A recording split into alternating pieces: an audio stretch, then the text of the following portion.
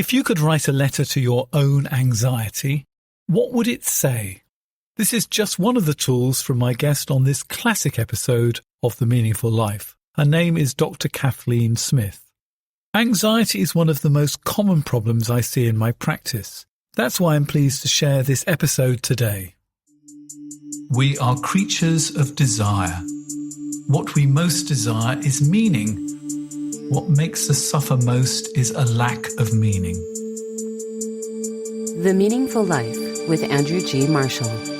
Marital therapist, author, and communications trainer Andrew G. Marshall invites guests from all walks of life to discuss what makes life meaningful. Hello, I'm Andrew G. Marshall, and welcome to The Meaningful Life. Are you restless, wound up and having trouble concentrating, or find your mind goes completely blank? Do you have problems controlling feelings of worry, especially about other people and how they will react?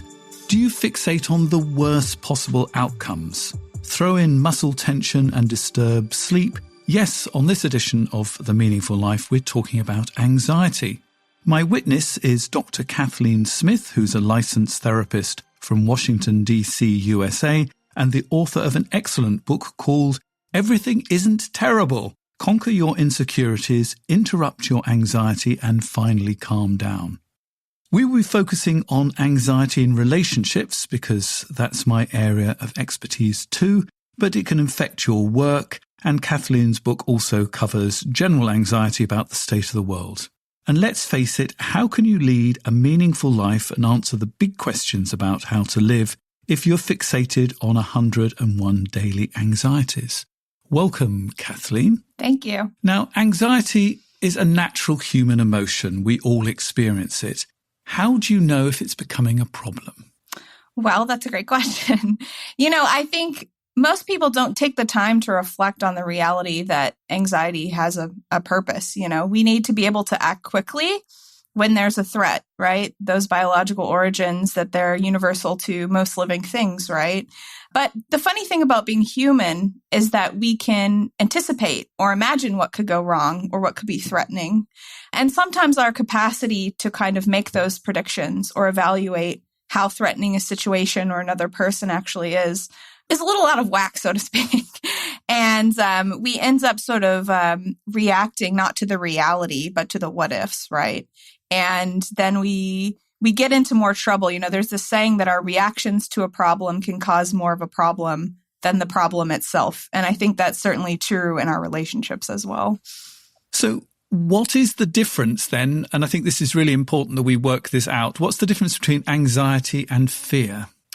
Well, let me give you my definition, at least my theoretical orientation. I'm trained in Bowen family systems theory, and there's this idea that anxiety is sort of your response to a real or to an imagined threat. So there is an emotional piece to it, like fear, but there's also sort of the behavioral response, right? And how we bind up or how we choose to manage that anxiety, right? So a fear can be a part of it. It could also be frustration, worry, being annoyed by someone, even being bored. Those are all kind of different flavors that anxiety can take. It doesn't have to be outright fear, if that makes sense. But something is seen as sort of being a disturbance or being a threat. And then we do what we predictably do to kind of manage it, if that makes sense. So fear can be a piece of it, but there are lots of ways that I think anxiety can kind of manifest. So what was your relationship to anxiety growing up? Oh, my goodness. I think that everyone likes to think, or most people like to think they had a pretty anxious family. And I certainly think I did. I was an only child. I was very focused on achieving. I think that was how I managed my anxiety, was sort of by performing and keeping my parents happy and keeping my teachers happy. And any sort of deviation outside of that was seen as a huge threat. And eventually I got older and learned that it was actually quite survivable to not achieve or to quit something. But it took me a long time to sort of figure that out. Can you give us an anecdote from your childhood that would sort of demonstrate to us how your parents' anxiety might have been transmitted onto you so we can really get the picture? Yeah, well, one example would be, I think my mom probably was more focused on my performance in school than my dad was. But she would ask me a question like, are you sure you did your absolute best? Which,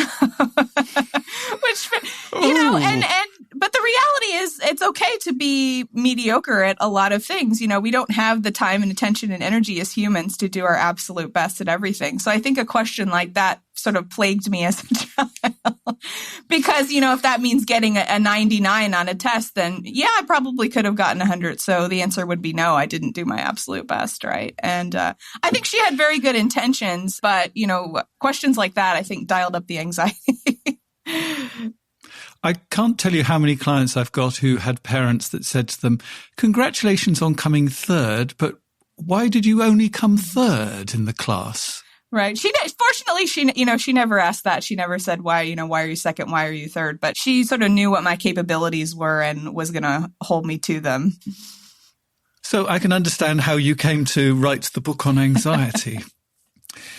So anxiety seems to show up a lot in relationships, and the way it shows up in relationships is often focusing on other people's reactions. Now, you put it beautifully in your book. You say you need each other more, and then you're more allergic to each other's reactions. So perhaps you can unpack that for me. Yeah, in Bowen theory, at least, there's this idea that there are kind of two great forces at work.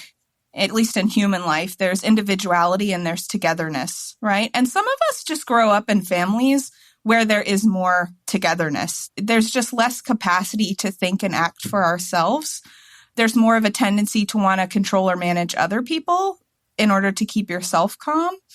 And the people sort of who have the highest togetherness needs, paradoxically, are the people who are the most allergic to each other. The people who don't need the togetherness as much actually tend to have better relationships. They tend to enjoy them more and they're more fulfilling because there is this less of a focus on treating the other person like they're an extension of yourself. And if the other person is upset, then that's going to sort of bleed into you. And I mean, the idea of sort of, I've been infected by your mood, I'm sure you get that a lot in your office too. How do you begin to actually help people not be so focused on each other? Well, the first thing I ask people is, what are you doing and how effective has that been?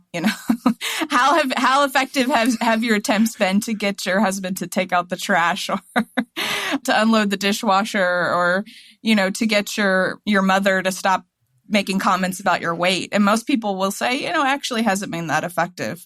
I'm curious about what could make a difference, Because this is another way you put it that I absolutely loved. You try and control the other person to feel safer. So you say, these are not the actual words you use, but this is effectively what you're saying. Please behave better so I can calm down. Expand on that for me. Yeah, I think, that is the sign of the togetherness, right? To reach out and want to focus and manage others as a way of calming things down. So often with anxiety, we take an individual focus, but our relationships are a very convenient mechanism for calming things down and for stabilizing each other and for ourselves. And in families, people might disagree on who the person is who needs to do the changing, or everyone might agree that the sibling, this parent needs to do the changing, right? And that is not very useful for those people. But it's very useful for the whole family because then, it's very calming to not feel like you're the problem, right? Or that the changing lies elsewhere. That is, that stabilizes things to a degree. And if people go along with it, it works, but there's a cost. And the cost particularly is for the person who everybody's pointing at, that, for example, you're too sensitive. What's it like to be the person that everybody's pointing at? Well, usually people become reactive. They become more helpless. They might rebel, or they might go along with it and then sort of lose themselves in the process and their own capacity to think for themselves and to act for themselves. Or to give another example, a kid who's seen as the problem, they tend to start, if someone treats you like the problem, you start acting like the problem, right? That that reinforces it. And so the cost is that somebody loses what is called self in Bowen theory, and they are a little less capable than the others. And that just sort of happens naturally in families, but I think in organizations and other groups as well. And what's it like to be the person pointing the finger? Because on one level you feel better, but actually you've got less control over your feelings because in a sense you're expecting somebody else to change. Absolutely. It can be very frustrating. I think there are benefits as well. Often you look in a marriage and one person is sort of identified as the patient or the problem, right? The other person can actually do pretty well. They might be in good health. They might be very successful at their work, right? But they still are very frustrated and confused as to why the other person won't step up or take more responsibility or take care of themselves. And they don't see their part in the equation. And if the other partner says you're controlling, then the proverbial SHIT hits the fan and there's a huge row. Yeah, and then it turns into conflict. So there is a big downside to outsourcing our feelings to someone else, which is that we think that the answer is with the other person.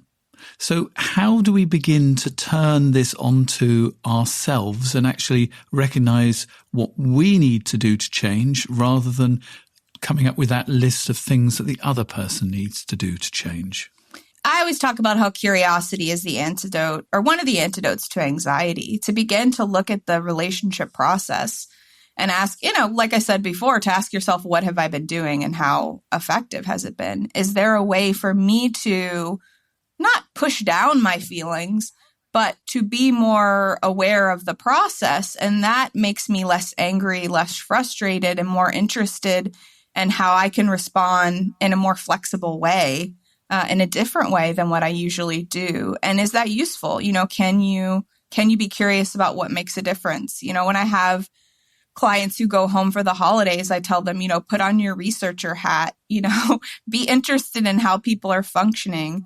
Don't be so worried about changing things right away. Just notice the processes. What do people do to calm down? What gets people reactive? And what's your part in all of that? Because that's the only part you can tinker with. That's the only side of the equation you can manipulate. And it might not make a huge difference right away with everyone else, but you might be a little bit calmer. You might be a little less allergic to what's happening.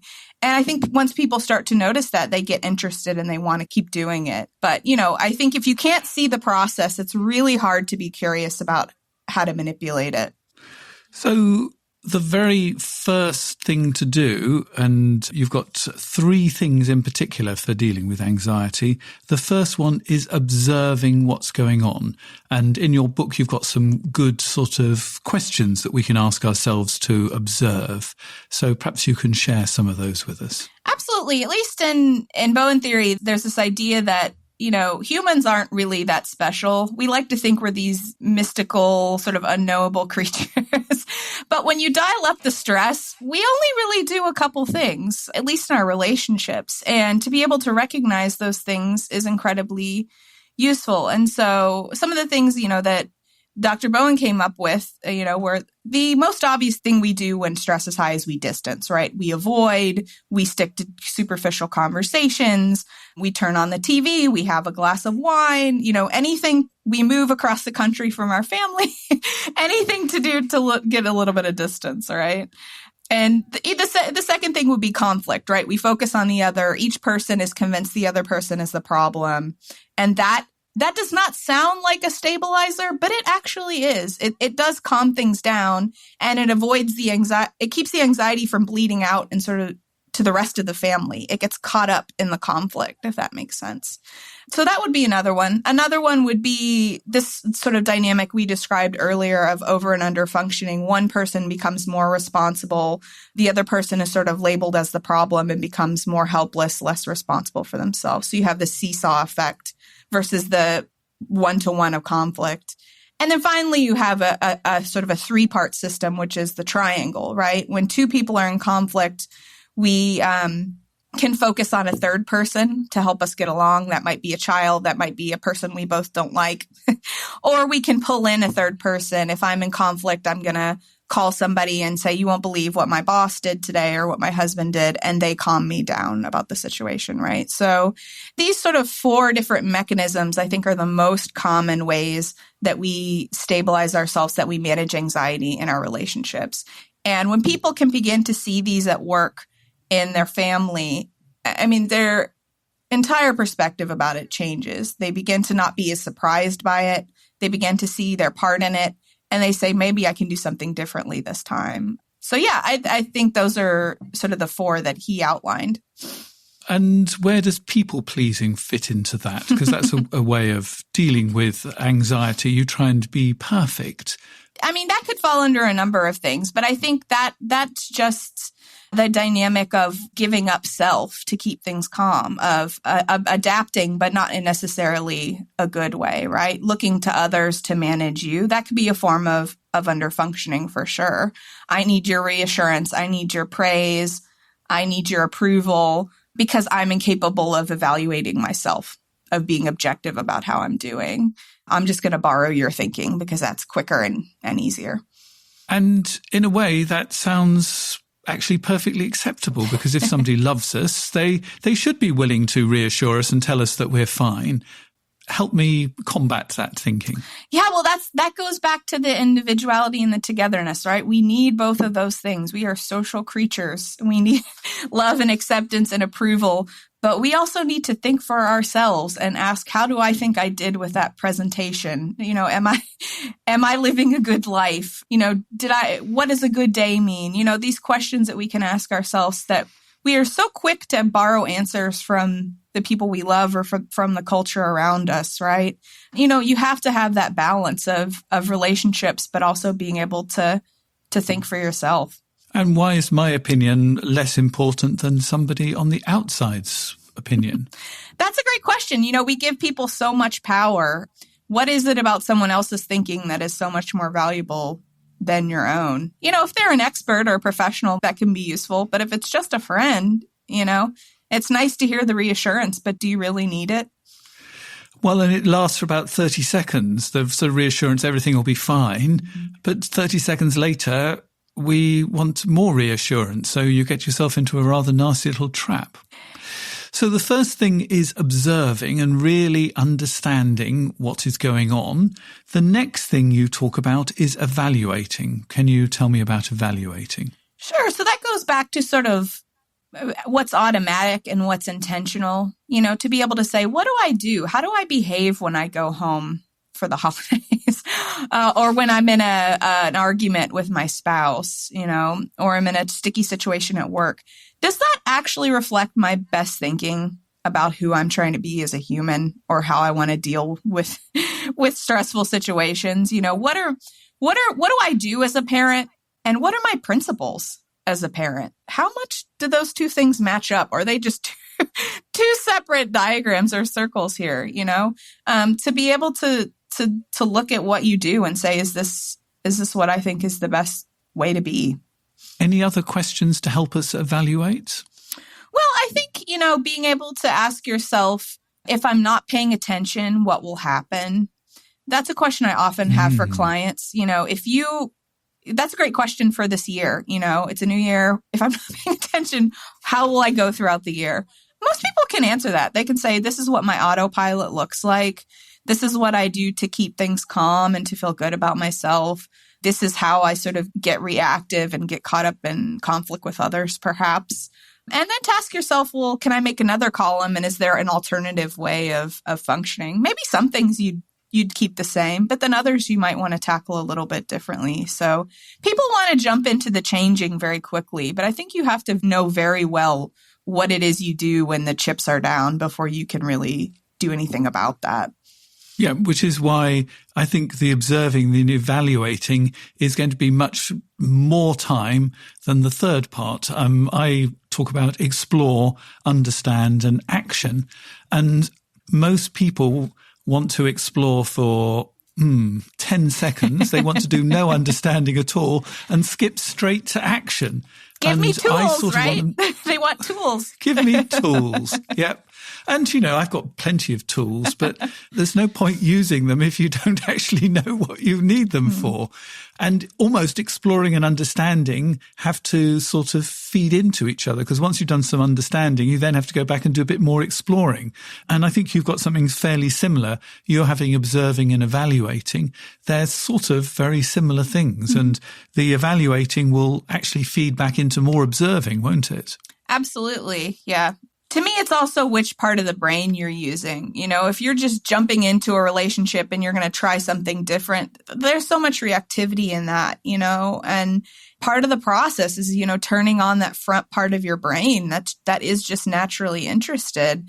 And if you don't have that, it's really hard to not immediately switch back to what's automatic for you. It's almost impossible. And then the third part is interrupting, which I suppose comes to the title of your book, because you say, conquer your insecurities, interrupt your anxiety. I've never heard that thought of interrupting your anxiety, so perhaps you can explain that for me. Well, I think perhaps a better way of explaining it is interrupting how you bind up anxiety or how you manage anxiety, interrupting what's automatic. And that requires putting up with a fair amount of distress when all of a sudden you're not doing what you normally do, right? People want to feel calm. They want to feel confident. They want that right away, right? But people need to be aware that anytime you're doing something you normally wouldn't do, every piece of your body is going to go, and maybe your family too is going to go, who are you? Change back. Please stop. I had a client I worked with recently who was getting in touch with a family member she hadn't spoken to for a very long time. They had been estranged. And, she expected to feel so good about it, but every piece of her was saying no, because other people weren't doing this.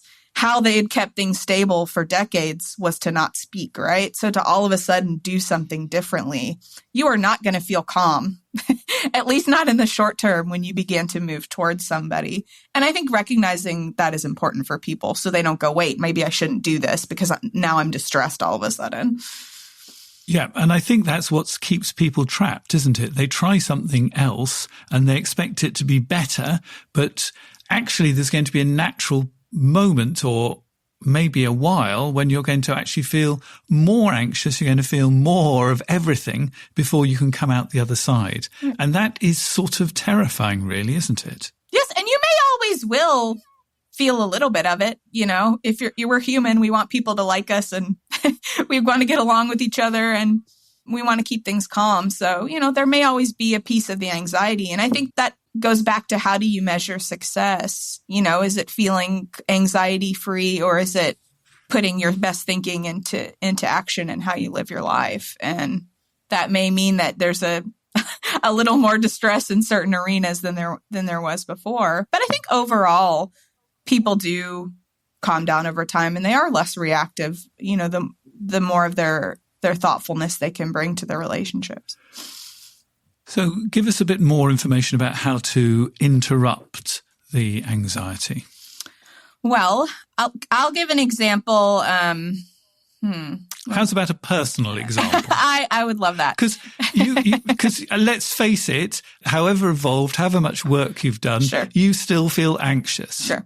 So this is such a benign example. I feel so embarrassed sharing this, but I have a grandmother who's still living. She's in her 90s. And when I visit her, she does not recycle. I'm from Tennessee, my hometown. People don't really recycle much there. And I live in D.C. It's the law, and I become very distressed when she starts throwing bottles and cardboard boxes and other things in the trash, right? And so my anxious response for years was to lecture her and to try and teach her how to start recycling. And you can imagine how effective that was. I've got a question for you. How did that work for you? Not well. It didn't bother her. She just ignored me. And I notice, my husband is in the family, but he's not at the same time, right? Because he can be a little more thoughtful. He's not related to these people, and so what he would always do would be to just hold on to the things that he used that he needed to recycle. And before we left town, we could just drop them off, And to me, that was the perfect example of maturity, right? About managing self, but not trying to manage other people, He was useful as an example for me, and I realized that because I was so anxious about her behavior, I would give in and just start throwing things in the trash too. I'd say, well, forget it. It's not going to happen. So I just won't recycle either, right? That's that togetherness. If you're not going to do it, then I'm not going to do it either, But like I said, it's such a benign example, but eventually I got to a point where I could say, yeah, that's what I'll do. I'll just recycle the things I need to. I'll let her think about how she wants to function. And I became less allergic, I think, to her behavior over time because I was focused on what I wanted to do. And again, that's such an easy thing, but that's such an example of how strong the togetherness is in a family, how much we depend on, like we said earlier, people behaving better to manage our own anxiety. I was acting as if my grandmother started recycling, climate change would be reversed. All the world's problems would be solved. That was the level of reactiveness I was bringing to it, right? And so I was able to kind of tone that down a little bit and get the focus back on me. It took many years to do that. And what's interesting is when you're actually in the conflict, there seems to be only two solutions. Solution number one is your grandmother is going to start recycling. Solution number two is you're going to give up recycling. Yes. And there is sort of doesn't seem to be a third option. Right. But actually, if you can stay with the anxiety for a while, there is a third option, as your clever husband discovered, which was take the stuff yourself that you want to recycle off to somewhere where they will accept the bottles and the cartons and everything else right. like that. Yes, he's so much more mature than I am. He's a beacon of maturity. So really, and this is so important, you've got to hit the pause button on the behaviors you use to calm down. That's sort of the nub of this, yes? Yes, and that's not easy to do. It's not easy to, keep silent and not ask for reassurance, right? Or to let people at your work do things less efficiently than you might because it's their responsibility. Or to let a child struggle as they figure out how to do something without jumping in and doing it for them, right? That requires a little bit of discomfort. So this is what you call differentiation. So explain differentiation to me. Yeah, so this goes back to Bowen theory, this idea that families and individuals sort of vary in their capacity to think and act for themselves. How easily can a person tease out their own thinking and put that thinking into action? I compare it to, I'm not a basketball fan, but I do some sports in my work. I compare it to sort of hitting a 3-point shot. You can learn the mechanics. You'll have to help us what a 3-point shot is. It's a little bit farther away, right? It's a harder shot to make. Right. You can learn the mechanics. You can practice. You can do it over and over again. But all of a sudden, you're in a game. You have opponents who are very invested in you not making that shot, right? And so that's how I think about differentiation. You can know your thinking. You can know what your principles are and what you need to do. And then all of a sudden, you're thrown into a meeting or to a gathering, or in the car with your spouse. And they have different thinking. They aren't happy with it. They want you to do what you always done or to go along with them or to sort of assume the role they need you to, right? And that's not an easy thing to do, but there is this idea that we can work on our level of differentiation. It's not necessarily a fixed thing. And the more you practice and observe sort of what your automatic functioning is, the more chance you have to interrupt and put that best thinking into action. And so it's sort of defining yourself to yourself, but also to others and how you behave. So the question is, what belongs to me and what belongs to you? Can you tell me more? I'm not sure I understand what you're saying. Well, we've got this disagreement at work. Let's have a work example. They want to have all of the reports at a particular time, whether it makes sense to do them at that time or not. Mm-hmm. You want to do them at different times. There's a lot of conflict and anxiety and bad feelings around. working out what of these feelings belong to you, how much of it is about you, how much of it is about how you perceive that the other people are feeling about you. That is about what belongs to me and what belongs to you, isn't it? Absolutely. And I think it's so easy to personalize things when the reactivity or the anxiety is high. It's so easy to label people as the villain or as the victim, right? Versus just sort of seeing the process and saying, how is the anxiety being managed here? That's a very different question than who's got it, in for me, who doesn't like me, those are the things we tend to focus on, not sort of what's the bigger picture. And you're using this word reacting, and I think that it's very useful to explain the difference between reacting and responding. So help me with this. Right. So I talk about that in my book. Reacting is sort of the automatic, it's more focused on calming things down as quickly as possible. And responding is the thoughtful, the thoughtful behavior, the putting the thinking into action, the focus on sort of living out one's principles or one's thinking versus calming things down. And responding, I think, is coming from you, whereas reacting is reacting to the other person. And I think you can only respond when you've sort of taken a bit of a deep breath, really. Absolutely, yeah. Sort of teasing apart what the reality is, So you also suggest that we can make anxiety our friend. Now, that is a bit of a revolutionary idea, so talk me through it. Yeah, so, I think this goes back to our discussion earlier about anxiety serving a purpose, right? It's useful to know when there's danger, when there's a threat, but it's not always something you need to pay attention to or address. Often I will have clients, this is kind of a funny exercise, but I will sometimes have therapy clients where I'll say, write a letter from anxiety to yourself, and it would say, Dear Kathleen, here are some things that I think are going to go terribly wrong today. I'm really worried that this person thinks you're, an idiot or just doesn't like you and finds you annoying. Maybe you should do something about that, and you start to realize how sort of hyperbolic it is when you have it written out, right?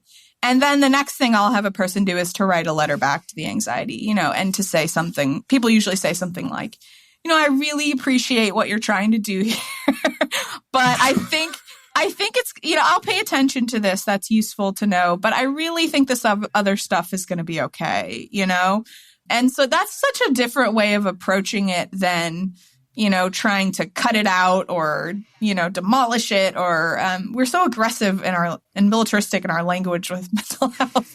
But, just being able to say, this person has my best interests at heart, but he doesn't always know what he's talking about, right? I always joke, I give my anxiety a name. I call him Carl.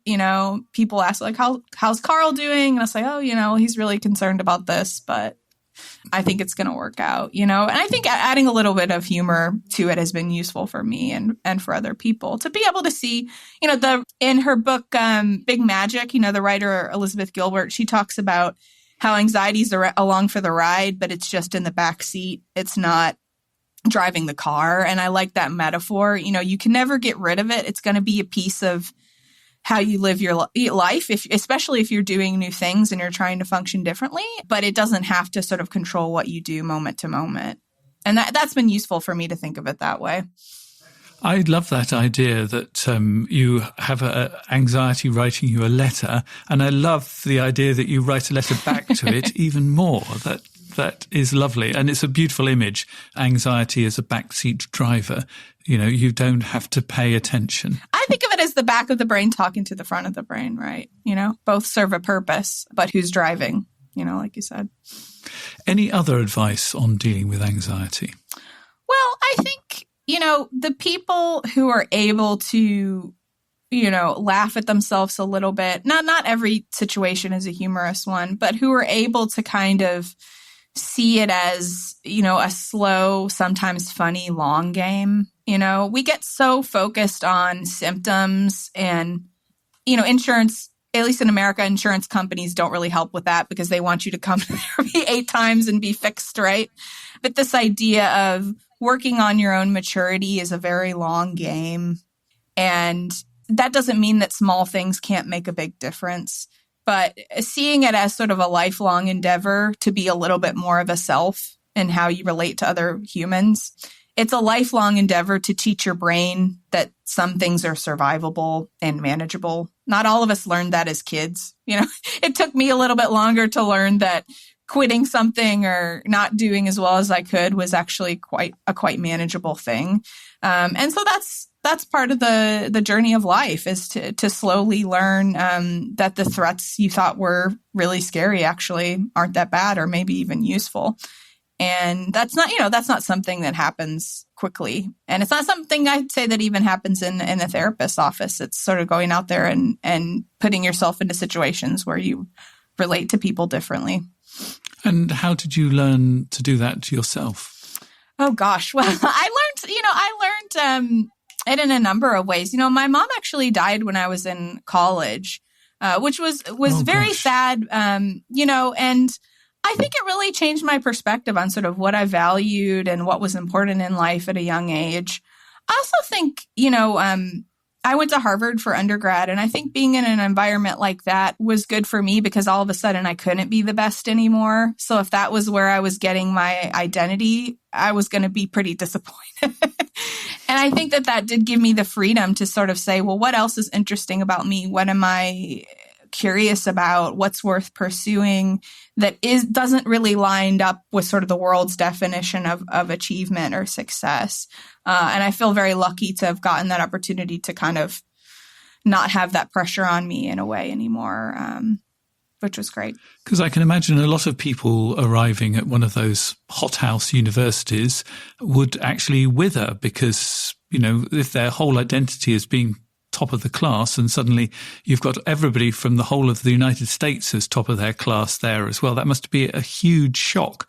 And it's a certain amount of resilience to actually accept that and not go to pieces. Yeah. And I'd say living in Washington, D.C., I see a fair amount of that as well. People who their identity is tied up in their achieving in their jobs, and there's they lose their job or there's an administration change or something else happens. And all of a sudden that way of binding their anxiety or propping themselves up gets, pulled out from underneath them. And they have to be a little bit more creative and flexible than they had been before with how they define themselves. And I don't know if this is going to be helpful or not, but I keep on thinking of something about forgiveness. And I had a friend, it was suggested to him by his therapist that he went back through the different stages of his life, remember what he actually didn't like, what he felt were failures or made him anxious, and actually imagine forgiving himself for all of those things, forgiving himself for being, in this case, not the top of the tops, just a very bright kid sort of kind of thing. And that sort of idea of going back through all of those really difficult and emotional times and actually forgiving yourself. You did the best that you could at the time. And somehow, as I'm sitting here, that feels like quite a useful thing to be thinking about. Actually, forgiveness to forgive ourselves for our anxious behaviors in the past. That's what seemed like a good strategy at the time. And that's okay. We can forgive ourselves for that. What are your reactions to that? I love that. Yeah, I'd never thought of that before, but that's a wonderful way of thinking about it. I think of that as sort of similar to how we get focused on other people. If you would just change, then I would feel better. And I think it's easy to kind of do that with your past self, to say if you had just done X, your life would have been differently, right? And that is that focus on the variable that you can't control. How does that calm you down, to some degree, to have those regrets, Well, it just makes each decision harder to make because you're thinking of your future self being annoyed with you for the mistake you're about to make now. So I think forgiveness of your past selves and sort of effectively calling them up and forgiving them because they did their best under the circumstances feels to be quite helpful. Yeah. That looks like a lot of the work I do with people and their families, going back a couple of generations and seeing what people were up against and how their responses were their best attempts to keep things going, to chug along. And that's really helpful for people. They're able to blame less and to be more objective about, like I said, what people were up against. And I think you absolutely can do the same thing with yourself. The Meaningful Life with Andrew G. Marshall. Please follow us on Twitter, like us on Facebook, and visit our website, andrewgmarshall.com/podcast, where you can join our supporters club and unlock bonus material and other benefits. Guess how long I've been helping couples have more fulfilling relationships? The answer shocked me. 39 years. Over this time, I've developed all sorts of interventions to help couples communicate better and make meaningful changes to protect and nurture their love. Some ideas I've used for a while and dropped, but at the core, there are a handful of must-haves that I use with all the couples I see face to face. Sadly, I can't work with everyone who wants my help, but I can share my best relationship tools. I put them in a new course with worksheets and links to my most helpful podcasts. There are 4 hours of instructions to do at your pace together, with your partner or on your own. And it normally retails at £150. But to launch, I've dropped them to a special introductory price of £99.50. If you'd like to find out more, go to andrewgmarshall.com/tools and get started on improving your relationship. Podbean, your message amplified. Ready to share your message with the world? Start your podcast journey with Podbean. Podbean, the AI-powered all-in-one podcast platform. Thousands of businesses and enterprises trust Podbean to launch their podcasts. Use Podbean to record your podcast. Use Podbean AI to optimize your podcast. Use Podbean AI to turn your blog into a podcast. Use Podbean to distribute your podcast everywhere. Launch your podcast on Podbean today. At Bright Horizons, infants discover first steps, toddlers discover independence, and preschoolers discover bold ideas. Our dedicated teachers and discovery-driven curriculum nurture curiosity, inspire creativity, and build lasting confidence so your child is ready to take on the world. Come visit one of our Bright Horizons centers in the Bay Area and see for yourself how we turn wonder into wisdom. Schedule your visit today at brighthorizons.com.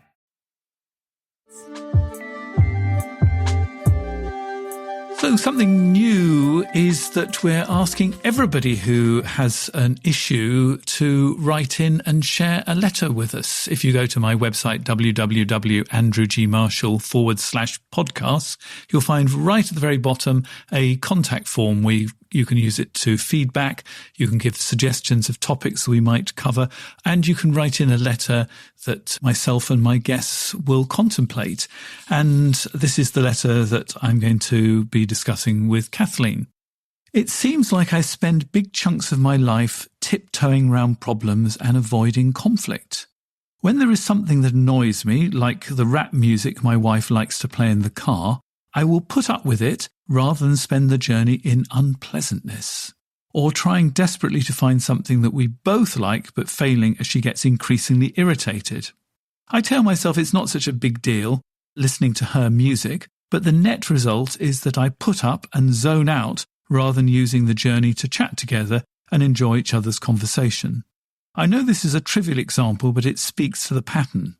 When my wife explodes, it takes her about 7 minutes to calm down and forget it, but it takes me hours and perhaps days. I feel like complete SH apostrophe, not apostrophe, star T, and completely helpless and hopeless, so I generally don't go there. However, after a while, something will build up to a head, and I'll try and say something, but it comes out all wrong. She will tell me I'm making it all about me, I'm selfish, and if I lose my temper, then I'm the bad guy, and despite all my legitimate issues, We're talking about what's wrong with me. So, did you recognize that letter, Kathleen? Yes, I did. I mean, that's such I don't want to say great, not to minimize the challenge, but it's such a great example of so many things we talked about today. The first thing I think of is giving up self to stabilize a relationship, right? Going along with things to keep things calm. I would want to know, is this a guy? I don't want to assume, but yeah. Yeah, okay. It is a guy, yes. I would want to know more about this guy's family. What was his functional position in his family? What did he go along with to keep things calm? How was that modeled to him? I think it's so easy to kind of feel trapped just focusing on the marital conflict, and being able to zoom out and see where this happens in other relationships is useful for people, maybe practicing it. And if his parents are still living or at work, there's so many places to work on growing up a little bit, not just the marriage. That's a piece of it, but there are all different ways to work on not just going along with things, is my first thought. Yeah, and I think that making it a more general point stops it being about the fact that your wife has got terrible taste in music. And actually, it's about your behaviors, because you do this in other places as well. So that's good. Once you actually realize that you're giving up self, how do you approach it? Because it sort of seems he's trying to approach it, but not in a way that seems to be working for him. Yeah, I think that's what, I think going back to what we were just talking about with forgiving yourself and not being so hard about it. I see, there's a lot of self-criticism you read through this, whether it's direct or sort of beneath the surface of this letter, just being able to kind of say, well, I've made some attempts. They haven't been useful. What else can I do? Is there a way for me to share my thinking with a little more maturity, a little less reactivity? Can I be aware that if I do something different, I need to give my wife a little bit of time to catch up, because we play this out a certain way. And all of a sudden, if I've changed my piece, predictably, she's going to say I'm unfair or I'm mean or say something like, I don't know you anymore, and that takes some time. My husband has been captured by aliens, and they've replaced a replica of him. I've heard that one before. There's this saying, another woman who is a psychiatrist trained in Bowen theory, her name was Dr. Roberta Gilbert. She had this saying that would go, believe in your position enough to be calm for it. You don't have to define yourself by yelling or demanding that the other person change, right? But it does take time for the other person to catch up a little bit. Believe in your position enough to be calm about it. Because actually, if you're defending it to the very end, it sort of suggests you're not actually you don't have very strong belief in it. Yeah. What about processing his feelings a little bit quicker? I think that might be helpful.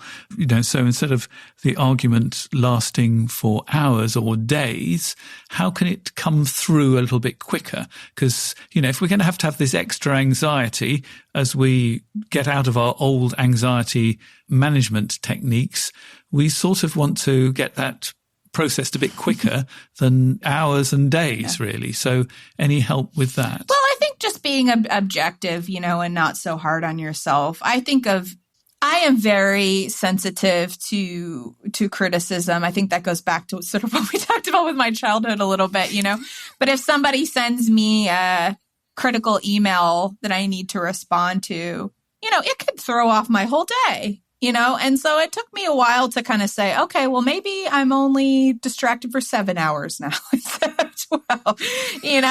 How do I want to be more responsible for, to be able to say when I stand up or take a position on something in my marriage, it is going to cause me some distress. How would I like to be responsible for that distress? What would I like to do? What would I like to not do? That could be, I'd like to not drink alcohol or complain to other people and ask them to reassure me that I did the right thing, right? Those sort of easy things we do to manage it. Can I do other things that are a little bit more about self-regulating than about sort of borrowing it from other things? And if I can do that, that's how I'm going to define success. Not the length of the distress, because I think it's easy to get focused on that versus what a person actually does. So suggestions for self-regulating. Oh, well, that's what people want, right? They want the breathing exercise or the yoga routine or the meditation or biofeedback. I mean, I don't think of there as being one way. I think there are a million different ways to be responsible for your anxiety. And some people specialize in helping people figure that out. That's not really something that I do, because I think it's easy to lend people the answers, and that's just me lending myself to them and telling them you need to do this and everything will be okay. And so I think that people can just find sort of what they're naturally interested in and curious about and what works for them. And they're like I said, there are a million ways to do that. And one of them that isn't a good one is swallowing it. Yes. Yeah. I think people tend to confuse sort of stamping down or suppressing or swallowing their feelings versus sort of dialing down the feelings, because you think about what's happening differently. You don't see it as threatening as it is. You see it as a systems thing, right? When I take a position on something, the other person will react strongly in an effort to get me to change back. My wife will yell at me. She might say that I'm being unreasonable. I forget what he says in this letter, but that is her attempt to go back to the way we stabilized things before. And that's a little bit different way of thinking about it than blaming a person or seeing it as a personality trait, if that makes sense. So instead of actually being caught up in the argument, you can step back and see the bigger picture. Oh, she's trying to push things back to normality, and instead of getting angry about that, think, well, that's understandable. But if I play along too in the old way, we're going to get stuck in the old way. What can I do differently? These are all things that's easy to think about as a parent, right? Like say, okay, I have to hold this position I've taken with my child because they're going to do everything in their power to kind of weasel their way back into getting what they want, right? A parent knows that. But with other adults, we so quickly forget that you have to hold your position for a little bit before the other person will reorient themselves. Believe in your position enough to be calm. That's lovely. I'm going to be remembering that today. Well, you've been a witness today on The Meaningful Life, so I have to turn the spotlight on you and ask what makes your life meaningful. Well, this is an obvious answer from a person with my training, but I would say relationships. I think for a long time in my life, I was very focused, and still am to a degree, on what I could do, what I could produce, what I could achieve. But I think about sort of what has made my life the most meaningful, what has actually helped manage my anxiety well, more than accomplishing things, is being connected to people, having those strong one-to-one relationships that aren't just superficial or trying to look good or trying to please each other. They're, being able to share my interests and challenges with people who are close to me is the best part of life. So sort of being rather than achieving.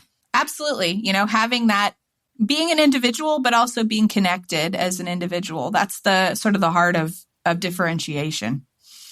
So getting the balance right in between being an individual and being part of a system. There's great things about both. Yeah, and we tend to focus on either one or the other, but it's finding the sweet spot between the two is what you're saying. Mm-hmm. Well, thank you very much. Now, this is where the conversation ends for most people, but if you become a supporter of The Meaningful Life, you're going to find out the 3 things that Kathleen knows deep down to be true. So if you'd like to find out more details about that, here comes the information. You've been listening to The Meaningful Life with Andrew G. Marshall. You can follow Andrew on Twitter, like him on Facebook, and please leave a review wherever you consume your podcasts. Making, editing, and distributing The Meaningful Life comes with substantial costs, and we'd like to ask for your help. Visit our website, andrewgmarshall.com/podcast, where you can join our supporters club and unlock bonus material for every program, send in a letter to be discussed by Andrew and his guests, and join a community of other people seeking to make their life meaningful. At the gold level, you get even more benefits. Production of The Meaningful Life with Andrew G. Marshall is by Michael Dooney. Social media by Madeleine Healy. Sound engineering and theme tune by Sebastian de la Luz Mendoza. And I'm Susie Colick. Please tell your friends and spread the word. Thank you.